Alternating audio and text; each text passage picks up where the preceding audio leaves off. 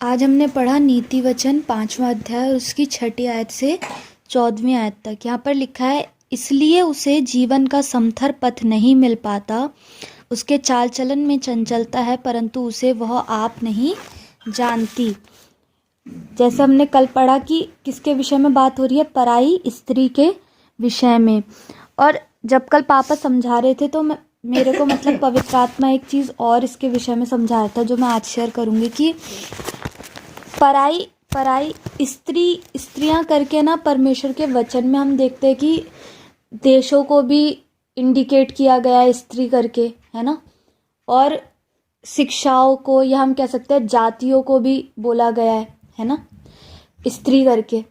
तो मैं इस चीज़ से ये भी सीख रही थी कि एक ऐसी अब हमारी जो ज़िंदगी है जिसमें कई लोग होते हैं जो क्या पराई स्त्रियों के पीछे जाते हैं, वो चीज़ तो है ही। साथ ही साथ मुझे लगता है कि हम जो अपनी शिक्षा पा रहे हैं, हम वचन की जो शिक्षा पा रहे हैं, उससे अलग हट जाना भी वो क्या है, एक दूसरी किसी स्त्री के पीछे चले जाना है। कि हम शिक्षा से जो हमें परमेश्वर के वचन से मिल रही है या परमेश्वर की शिक्षा को छोड़ करके हम कहाँ जा रहे हैं, दूसरी शिक्षाओं के पीछे जा रहे हैं। क्योंकि हमें कई बार क्या होता है ना, जो वचन की शिक्षा होती है वो क्या लगती है मनुष्य को बड़ी कठिन लगती है, लेकिन जो दूसरी शिक्षाएं होती हैं, जो गलत शिक्षाएं होती हैं, वो इंसान को बड़ी अच्छी लगती है कि हमें झूठ बोल लेना चाहिए या हम दूसरे का नुकसान कर लें, है ना।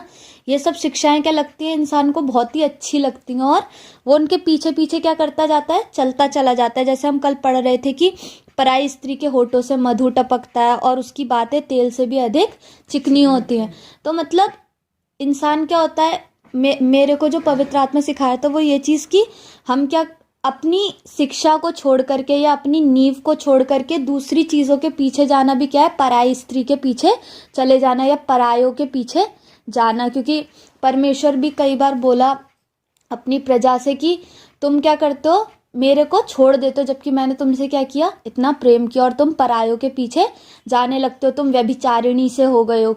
इसका मतलब ये थोड़ी था कि इजरायली लोग वैसे व्यभिचार कर रहे थे दूसरों के यहाँ, लेकिन परमेश्वर की शिक्षा से बैर करके, परमेश्वर की बातों को ना मान के वो दूसरी चीज़ों के पीछे जा रहे थे, दूसरी शिक्षाओं के, मूर्ति पूजा करना, है ना, गलत गलत काम करना। तो जो दूसरी शिक्षाएं थी उनके अनुसार करने पर परमेश्वर उन्हें क्या कह रहा था कि तुम क्या हो गए हो, व्यभिचारिणी की सी चाल चल रहे हो। तो इसीलिए यहाँ पर 6ठी आयत में लिखा है, इसलिए उसे जीवन का समथर पथ नहीं मिल पाता, उसके चाल चलन में चंचलता है, परंतु उसे वह आप नहीं जानती। यानी कि वो जो शिक्षाएं हैं वो क्या है, उनसे हमें जीवन नहीं मिल सकता, या उनसे हम सोचे कि हम एक गंभीरता का जीवन जिए, या हम एक, क्योंकि जब तक गंभीरता नहीं होगी तब तक स्थिरता नहीं होगी। अगर स्थिरता चाहिए तो उसके लिए गंभीरता का भी होना ज़रूरी है कि हम हर एक डिसीजन क्या लें, सोच समझ के लें, है ना, गंभीरता के साथ लें। हर एक चीज़ ऐसे ही नहीं होती हवा हवा में ना, कि चंचलता में रह करके हम क्या कर लेंगे, बहुत बड़ी चीज़ों को कर लेंगे, है ना। लेकिन जब हमें कुछ बड़े गोल को अचीव करना है, हमें अपनी ज़िंदगी से, जिसलिए परमेश्वर ने हमें बनाया है, हमें भेजा है, हमें अगर वो चाहिए तो हमारी ज़िंदगियों में या हमारी शिक्षा में क्या नहीं होनी चाहिए, चंचलता नहीं होनी चाहिए, लेकिन हमारे अंदर एक गंभीरता होनी चाहिए कि हम अपनी जीवन के लिए क्या रहें, गंभीर रहें, उसे हंसी मजाक ना समझें। तो अगर हम परमेश्वर की शिक्षा के अनुसार चलते हैं तो परमेश्वर हमें गंभीरता भी देते हैं। पर अगर हम ऐसी दूसरी शिक्षाओं के पीछे चले जाते हैं, है ना, जो पराई हैं, तो हम क्या, हमारे अंदर वो गंभीरता नहीं होती और हमारे को वो जीवन नहीं मिल पाता। उस शिक्षा से हमें जीवन कभी भी नहीं मिल सकता। फिर लिखा है 7वें आयत में, इसलिए अब हे मेरे पुत्रों मेरी सुनो और मेरी बातों से मुंह ना मोड़ो, ऐसी स्त्री से दूर ही रहो और उसकी डेवड़ी के पास भी ना जाना, कहीं ऐसा ना हो कि तू अपना यश औरों के हाथ और अपना जीवन क्रूर जन के वश में कर दे। यानी कि अगर हम ऐसी शिक्षाओं पर चलते हैं तो हमारी जिंदगी से जो हमारी यश इंसान के अंदर सबसे ज़्यादा कब होता है, जब वो एक जवानी के समय में होता है या आगे बढ़ना चाहता है। एक अपनी सोच, एक अच्छा विवेक होना ही तो यश है, कि हम अपनी ज़िंदगी में कुछ करने का जज्बा रख रहे हैं ना। तो ऐसा ना हो कि हम ऐसी शिक्षाओं के पीछे जा करके या ऐसी चाल को चल के जो सही नहीं है, हम अपने आप को क्या कर दें, अपनी ज़िंदगी को ऐसे ही बर्बाद कर दें।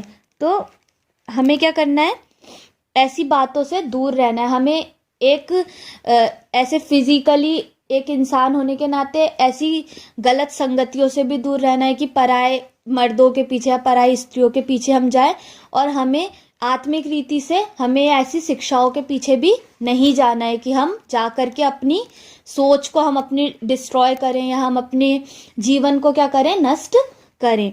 लिखा है, या पराये तेरी कमाई से अपना पेट भरे और परदेसी मनुष्य तेरे परिश्रम का फल अपने घर में रखें, और तू अपने अंतिम समय में जब तेरा शरीर क्षीण हो जाए तब ये कहकर हाय मारने लगे, मैंने शिक्षा से कैसा बैर किया और डांटने वाले का कैसा तिरस्कार किया। यहाँ पर हम फिर से वही देखते कि शिक्षा के बारे में, कि अगर हम शिक्षा को नहीं मानेंगे तो हमारी हालत कैसी हो जाएगी कि हम जो कुछ भी परिश्रम करेंगे उसका फल हमें नहीं मिलने पाएगा, वो परिश्रम का फल दूसरों को ही मिलेगा, क्योंकि हमने कभी भी सोच बूझकर काम किया ही नहीं होगा ना। अगर हम परमेश्वर की शिक्षा में स्थिर नहीं रहते हैं तो हमारी जिंदगियों से हमें कुछ भी फायदा नहीं होने पाएगा, या हमारे बाद आने वाली पीढ़ियों को भी कुछ भी फायदा नहीं होने पाएगा। हम बहुत से ऐसे लोगों को देखते हैं जो बहुत मेहनत करते हैं, हमें दिखाई देता है कि वो संसारिक रीति पर बहुत मेहनत कर रहे हैं, लेकिन उनके बाद आने वाले लोगों को उनके उस मेहनत का कुछ भी परिश्रम का फायदा नहीं मिलता, क्योंकि उन्होंने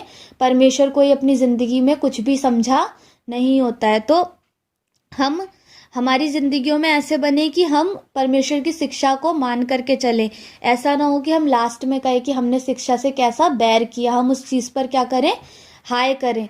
तो हम अपनी जिंदगी में क्या करें, अपने बड़ों की बात को मान करके चले। आगे लिखा है, मैंने अपने गुरुओं की बातें ना मानी और अपने सिखाने वालों की ओर ध्यान न लगाया, मैं सभा और मंडली के बीच में प्रायः सब बुराइयों में जा पड़ा। क्योंकि परमेश्वर हर एक जन से क्या करते हैं, प्यार करते हैं। प्रभु यीशु मसीह हर एक जन से प्यार करते हैं और उनको हर एक जन की जिंदगी से क्या पड़ता है, फर्क पड़ता है। तो वो चाहते हैं कि हम एक भी जन क्या ना हो, नाश ना हो। इसलिए परमेश्वर हर एक जन के पास एक गुरु को भी भेजते हैं, एक सिखाने वाले को भी भेजते हैं, ताकि हम अपनी जिंदगियों में क्या हो जाए, ठीक हो जाए, है ना। अगर कुछ भी गलत कर रहे होते हैं तो हमारे पास परमेश्वर ज़रूर किसी को जरिया बना करके भेजते हैं। तो हम ऐसे बने कि हम उनकी, अगर हमारे पास कोई डांट आ रही है, कोई सीख आ रही है, कोई चेतावनी आ रही है, तो हम उसका तिरस्कार ना करें या उसे तुच्छ ना ठहराएं, लेकिन हम उन चीज़ों पर अपनी ज़िंदगी में क्या करें, काम करें, अपने आप को बदलें और उसके अनुसार चले। जो परमेश्वर की शिक्षा है, जो वचन हमें सिखाता है कि हम परमेश्वर के भय में होकर के चलें,